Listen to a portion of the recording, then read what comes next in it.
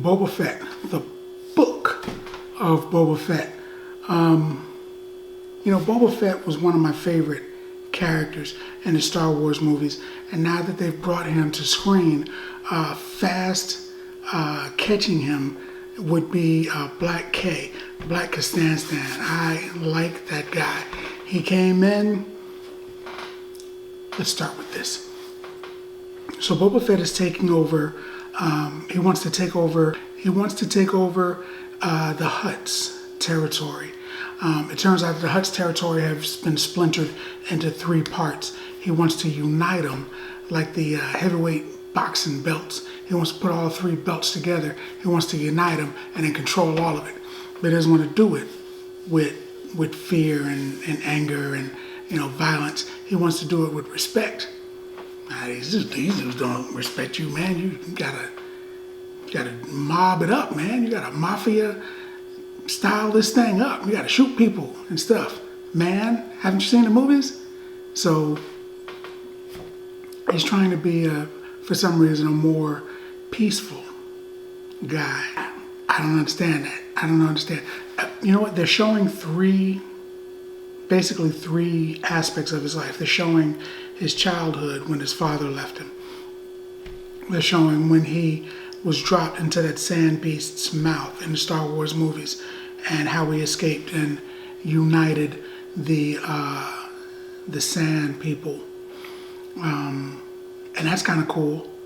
And they're showing what's going on today. So they're kind of showing you the other 2 aspects of his life to show why he is the way he is now.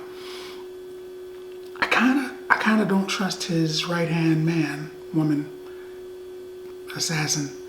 I got a feeling that she's not a good person. Well, she's not a good person. She kills people for money, but I think she's going to turn on him.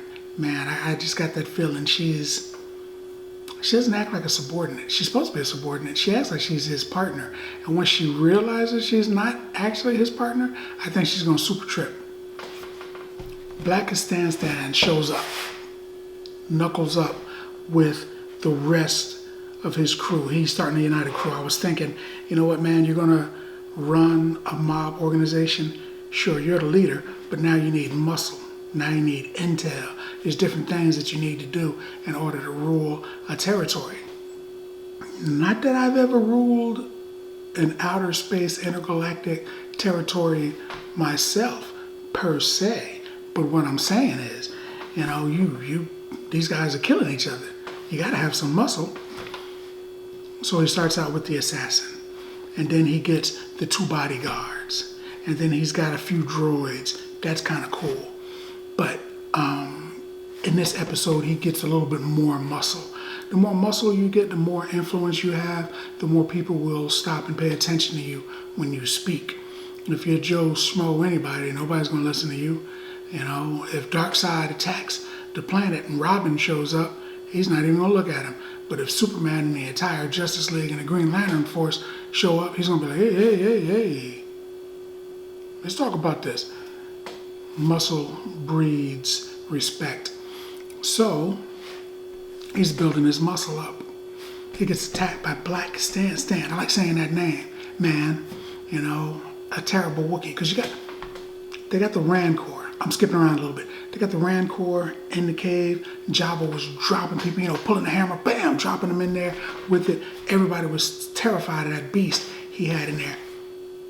But we see in the Solo movie before that beast, what he had in there tearing people to shreds was Chewbacca, a Wookiee, a kind of a werewolf Bigfoot combination.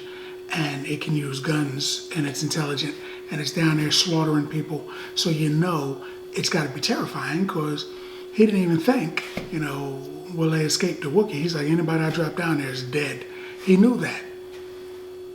He replaced it with that Rancor, which is a humongous, terrible beast. That was the only thing that he could think of that equaled the ferocity of that Wookiee. Black Kastanstan is more ferocious than Chewbacca. He's bigger and stronger than Chewbacca. And he's more war-hardened than Chewbacca. So when this dude shows up, people are going to die. And he showed up and he pretty much cleared the house. He decked everybody. There was like 9 people that were trying to stop him, stabbing him. They were shooting him, beating him, punching him, hitting him with electrical whips. And he was still like, pow. And everybody that was in that room was getting the business. And I'm like, that's what I wanted to see.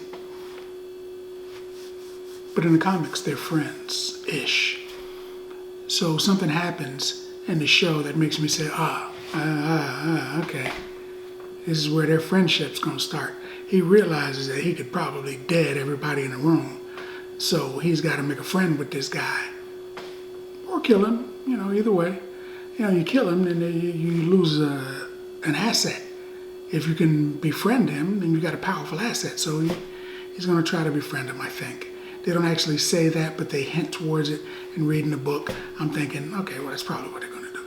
This is good. This episode even had a car chase, which was not really a car chase. Because they're in space. There's, a spaceship chase on the road, man. They even had that, which was kind of cool. And during that trip down that road, which we could call Memory Lane, during a trip down there, they threw in a lot of Star Wars Remember When. There were different droids that you would look at and say, I know that droid. Boom, that droid, or at least that type of droid. Different people were on the road that you would look at and say, hey, he was in that movie.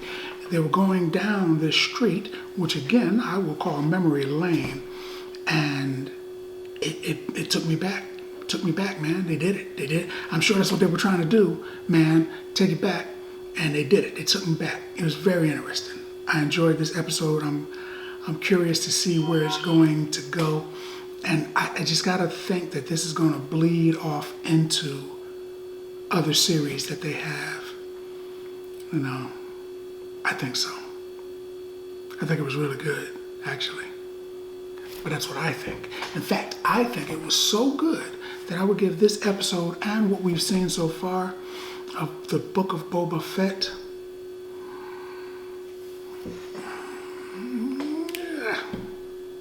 I did like the fight. I did like the fights.